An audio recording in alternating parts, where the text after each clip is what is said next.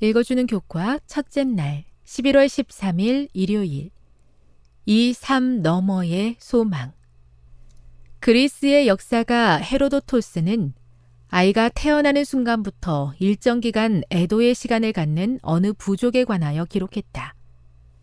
그들이 그렇게 하는 이유는 그 아이가 성인이 되기까지 살면서 겪을 고통을 예상했기 때문이다.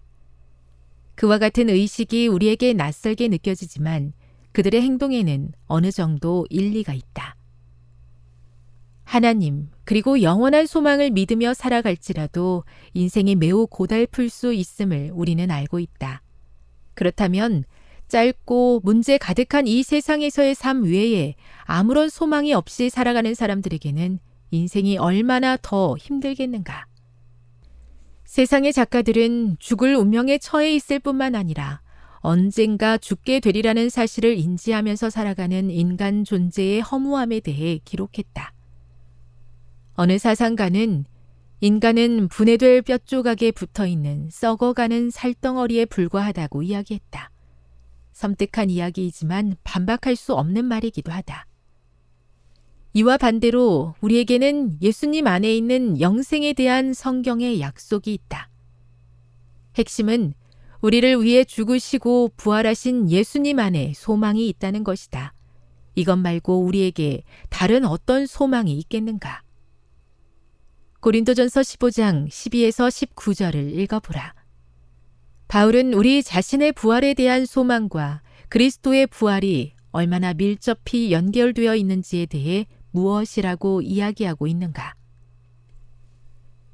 바울은 우리의 부활과 그리스도의 부활이 뗄 수 없는 관계 속에 연결되어 있다고 분명히 이야기한다.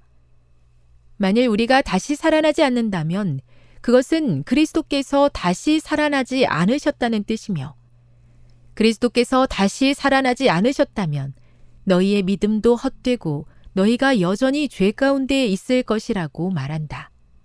다시 말해 우리가 죽게 되면 그것으로 끝이기 때문에 모든 것이 무의미하다는 것이다. 바울은 고린도전서 15장 32절에서 죽은 자가 다시 살아나지 못한다면 내일 죽을 터이니 먹고 마시자라고 이야기한다. 만일 유한한 인간의 몸을 가지고 운 좋게 70여 년의 인생을 사는 것이 전부라면 우리에게 어떤 소망이 있다고 이야기할 수 있겠는가? 그래서 엘렌 G 화이트는 이렇게 이야기한다. 하늘은 우리에게 가장 가치 있는 것이다. 하늘을 잃는 것은 모든 것을 잃는 것이다. 하나님의 아들과 딸들 349. 교훈입니다. 죄로 인해 타락해버린 우리 인간들에게 다시 살아나신 예수 그리스도 안에서 발견하는 소망 외에 그 어떤 것도 영원한 소망의 근거가 될 수 없다. 묵상. 우리의 소망과 믿음이 얼마나 귀한 것인지 생각해 보십시오. 하나님의 은혜에 힘입어 우리의 소망과 믿음을 지키기 위해 최선을 다해야 하는 이유는 무엇입니까? 적용. 지금 그대가 가장 신뢰하고 있는 것은 무엇입니까? 그것이 모든 인간이 마주하게 되는 죽음의 문제에 대한 해결책이 될 수 있을까요? 영감의 교훈입니다. 소망의 문을 열어주신 예수님.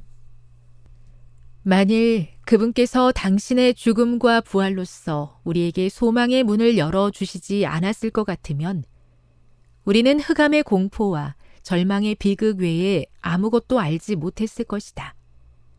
만일 예수님께서 당신의 인간적 동정과 사랑의 팔을 우리에게 뻗쳐 우리를 구출해 주지 않으셨을 것 같으면 우리는 우리의 고통의 정도가 어느 정도로 깊었을 것이며 불행이 어느 정도로 더 컸을 것인지 헤아릴 수 없다. 증언보감 2권 109. 이 땅에서의 삶 너머에 있는 더 나은 삶에 대한 소망을 주신 하나님께 감사합니다. 믿음의 눈으로 그 소망을 바라보게 도와주시고 소망을 가진 자로서 절망 속에 있는 이웃들을 소망으로 인도하는 주님의 종이 되게 해 주시옵소서.